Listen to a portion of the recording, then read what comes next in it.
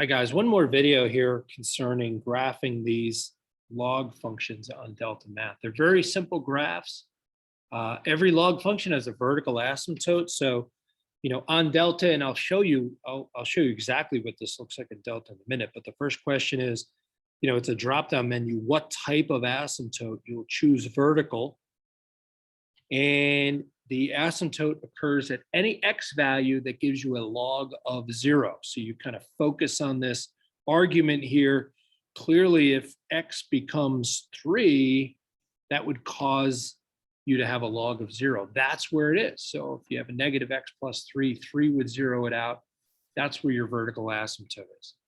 Okay, that's the easy part. The hard part is coming up with two ordered pairs. And the ordered pairs, as long as you pick a good x value, you will get a nice y value. The problem is most x values, if you just pick them out of your head, you're going to get an ugly y coordinate like a fraction or a decimal, and it's not going to make a lot of sense. We're looking for whole number x's and whole number y values. And it's all, the key to this is the log part here. So I'm going to kind of take that on the side.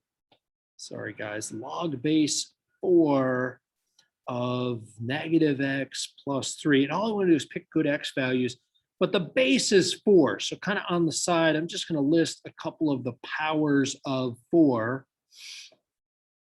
And really, I think we're just going to need the first two, but I'll list 4 squared as well. So what I want is, I want this number here, whatever's in the parentheses, to be a power of 4. In particular, let's start with 1. Right? For that to become a 1, x itself would have to be 2. Right? I'm looking for good x values. So if x is 2, and let me show you what I mean. Because if I let x be 2, right, I'll get negative 2 plus 3, that's 1. And then this part of the log equation would become 0. Right? Because 4 to the 0 power gives 1. And then if I look at the whole equation, it's negative 3 times the log part, which is 0, minus 4, gives negative 4. That's my y coordinate on the graph.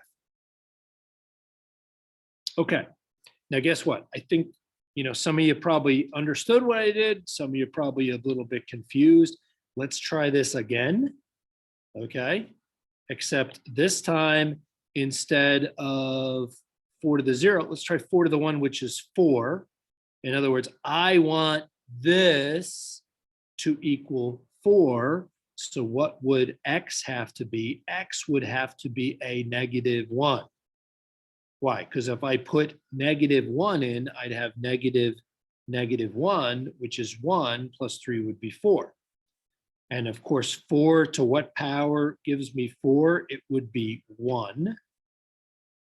Right, the same one right there. And so my y coordinate, if I look back at the whole function, it's negative 3 times that log, which I rigged to be 1, minus 4 more, that gives me a negative 7. So there's a couple of ordered pairs. I got 2 comma negative 4 and negative 1 comma negative 7. So that's the kind of work you have to do on paper. And then we'll get back into the computer, back into Delta Math. Again, the asymptote's got to be vertical for a log function. And I'm looking for my drop-down menu. By the way, if you get an exponential function, it'd be horizontal. It's very analogous. And I think the exponentials are a lot easier to graph, right? The problem with the logs is it's hard to find a good x value to plug in. So I want that vertical asymptote. I think we said it's got to be at positive 3. So let's move it. You'll notice as you move it over, it totally bends the curve. It's kind of cool the way that happens. And then the two ordered pairs I found, the first one was positive 2, negative 4. So I'll just move this guy over 2 and down 4. There's 2, negative 4. And the other one was at negative 1, negative 7. So I'll take this guy, move him down from to negative 1, negative 7. You can see we have an increasing function. It's negative 1, negative 7, and 2, negative 4. And boy, I hope this is correct. It just doesn't look quite right. Doesn't look quite right, but let's see. Let's hit submit. It is right. Okay. It is right.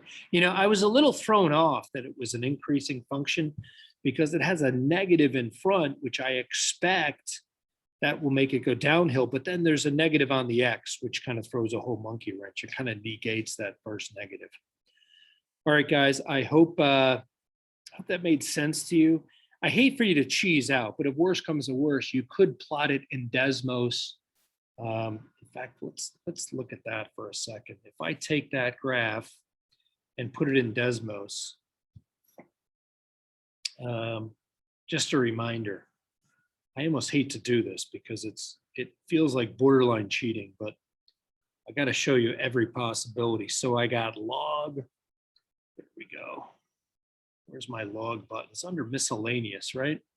Log, in fact, there's a button, it says log base A, so you can put whatever base you want there without using the change of base formula.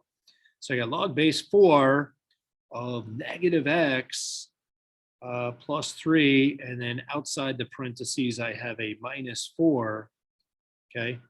And you could clearly see the asymptote is at 3. If you want ordered pairs, my suggestion is hit that gear and pick the spreadsheet option, and all of a sudden, you know, for some fairly small X values, you could see 2 hits negative 4, negative 1 hits negative 7. You could pick some other X's, but already there's 2 ordered pairs there for you. So that's another way to do it. I'd like you to try to do it algebraically first, though. All right, guys, I hope that was helpful. Take care.